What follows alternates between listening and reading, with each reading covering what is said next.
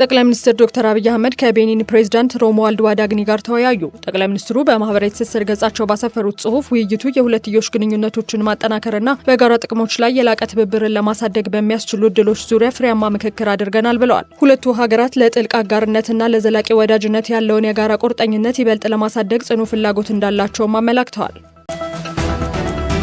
የኢትዮጵያ ብሔራዊ ባንክ የገንዘብ ፖሊሲ ኮሚቴ 7ኛ ስብሰባውን አካሄደ። ባንኩ በመግለጫው እንዳለው በተሰጠው ተግባርና ኃላፊነት መሰረት የተቋቋመው የገንዘብ ፖሊሲ ኮሚቴ በየጊዜው የገንዘብ ፖሊሲዎችን ነድፎ ለባንኩ የዳይሬክተሮች ቦርድ ምክረ ሀሳቦችን በማቅረብ ያጸድቃል። በዚህ ረገድ ኮሚቴው የኢትዮጵያን የኢኮኖሚ እድገት፣ የዋጋ ግሽበት፣ የበጀት፣ የውጭ ኢኮኖሚ፣ የገንዘብ አቅርቦትና የፋይናንስ ዘርፍ አዝማሚያዎችን፣ እንቅስቃሴ አመለካቾችን እንዲሁም በሀገር ውስጥ የማክሮ ኢኮኖሚ ሁኔታዎች ላይ ጉልህ አንድምታ ያላቸውን ዓለም አቀፍ ሁኔታዎችን ይገመግማል። ኮሚቴው ከዚህ በመነሳት በቦርዱ ጸድቆ ተግባራዊ የሚደረጉ የፖሊሲ ምክረ ሀሳቦችንም ያቀርባል ብሏል።